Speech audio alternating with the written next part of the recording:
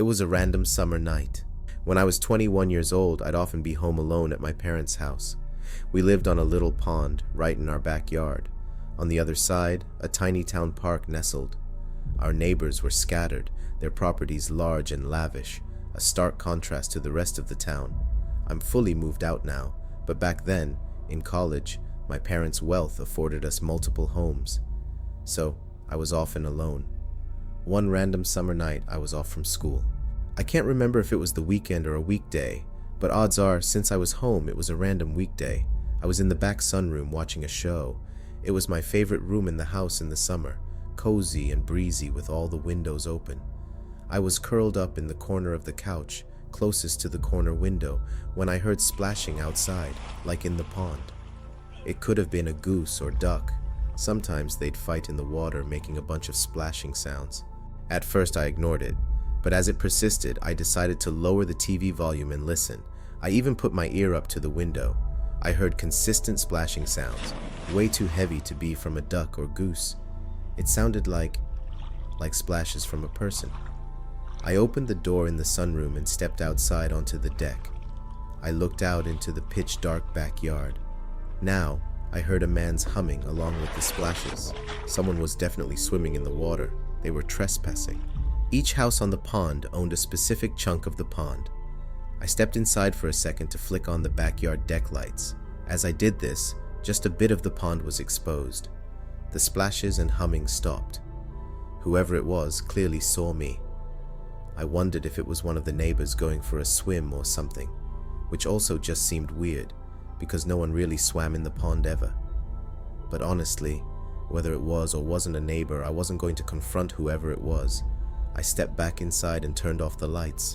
Of course, locking the door as well. I texted my brother, who was away at college, about it. He didn't answer right away. I was trying not to creep myself out over it, but watching TV after this was kind of hard. I couldn't focus on the show. I looked out the window, but all I could see outside was darkness. I still had the TV on in the background, not realizing how revealing the light from the TV would be outside. And then I thought I heard something on the deck. I hurried to find the remote and turn off the TV. And as the room went black and silent, it took me a few seconds to adjust and realize that there was the sound of someone's heavy breathing right outside one of the many windows in the room. I instantly laid down flat on the couch to try and hide myself.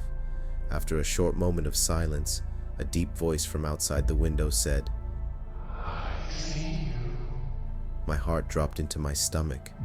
I couldn't decide in the moment whether to speak or keep hiding, so I just blurted out, "Paul, is that you?" Paul was the name of one of our neighbors. I said this, clinging to the hope that maybe it was him and he was just messing with me. But the man outside didn't respond to this. I just heard footsteps walking away as the barefoot-sounding footsteps faded to silence. I still laid flat on the couch, too afraid to move. I laid for a few minutes before the thought to go check that all the doors were locked came to mind. I exploded off the couch and ran straight for the front door. It was locked, as was the side entrance door. After a little while longer, and texting my entire family about what was going on, my dad told me to turn the backyard lights on and check if anyone was still out there. He basically told me to be the man of the house and protect it. So I listened and checked the back deck through the window. It was clear. I brought a big knife outside with me onto the deck, and I looked down. There were wet footprints that had half dried by then, but I could tell that they were barefoot footprints. I followed the trail of footprints around to the side part of the deck, and what I saw was a nightmare. The top part of someone's head, namely their eyes and forehead, was peering just over the edge of the deck from the ground below, looking at me as if he heard me coming and was waiting. As we made eye contact, he turned away. By now, I was ready to call 911. I did so before even telling my parents. I locked myself inside, waiting for them, and when they came, I felt instantly better. They asked if our family had any enemies or people who didn't like us, or if we had any problem neighbors. Questions like this. They did do a quick sweep of the property and then left. I decided to shut every window that night and run the air conditioning, just for added safety. When I awoke the next morning, I was just delighted to see sunlight. I I don't believe that man ever returned to our house, and we still don't know who it could have been.